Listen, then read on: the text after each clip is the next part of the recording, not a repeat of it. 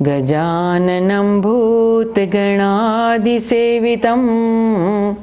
कपित्थजम्बूफलचारुभक्षणम् उमासुतं शोकविनाशकारकं नमामि विघ्नेश्वर पादपंकजम्। एक बार प्रेम से बोलिए श्री गणेशाय नमः।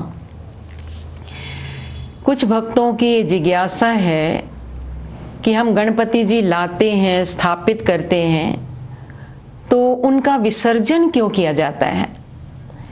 आज हम इस वीडियो में ये चर्चा करेंगे कि गणेश जी का विसर्जन क्यों किया जाता है। जो इस बार 9 सितंबर को है विसर्जन।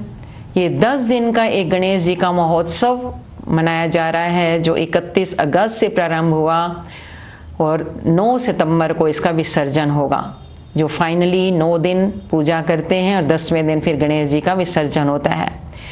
तो मेन मुख्य बात यह है कि विसर्जन क्यों किया जाता है। तो ये अनादिकाल से परंपरा चली आई है।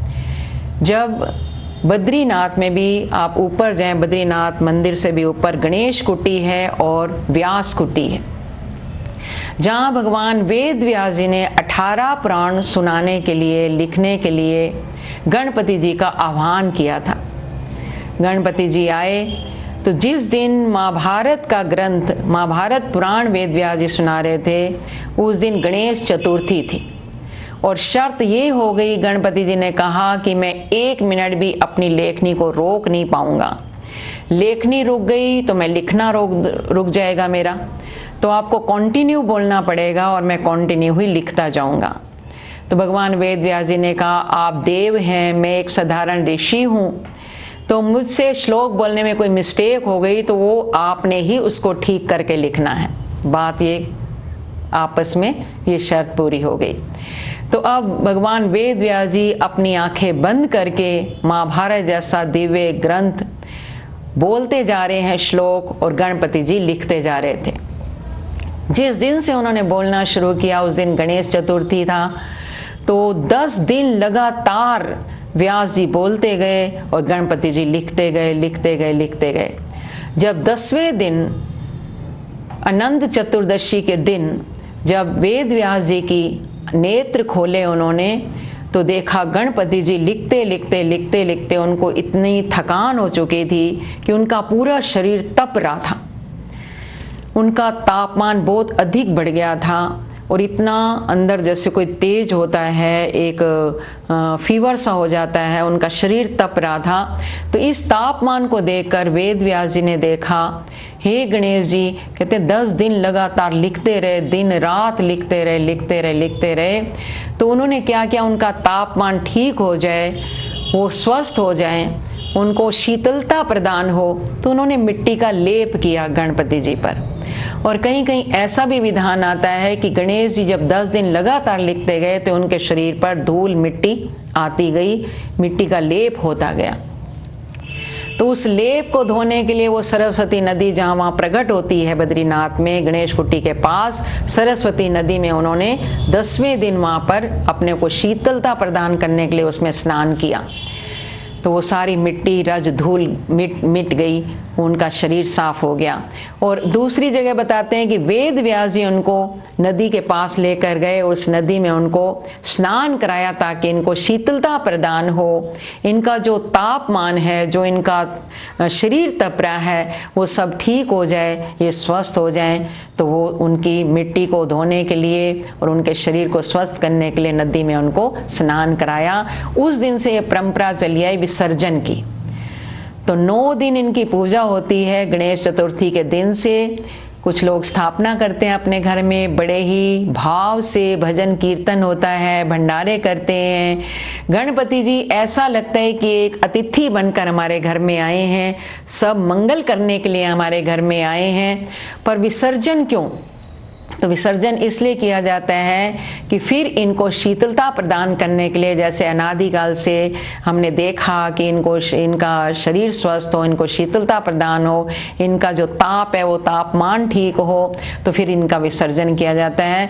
इसीलिए विधान है कि मिट्टी के ही गणेश जी लाने चाहिए।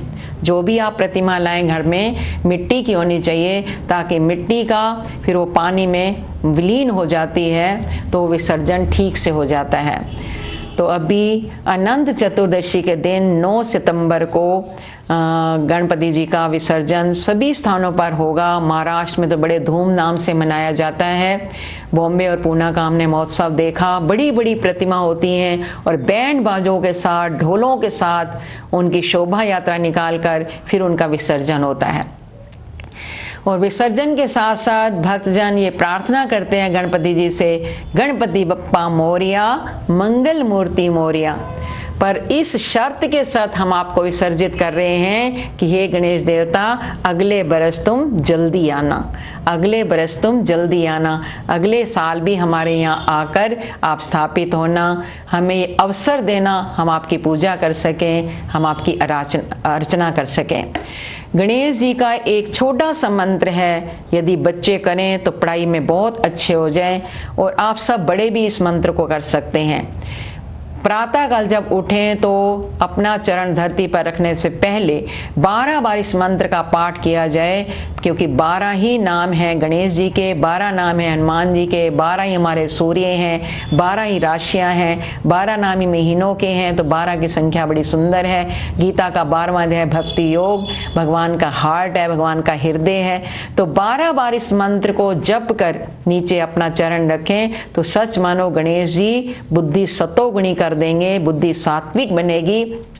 बच्चे करें तो फर्स्ट डिवीजन में पास हों। ये मंत्र है छोटा सा, श्री गणेशाय नमः, ओम सरस्वत्याय नमः।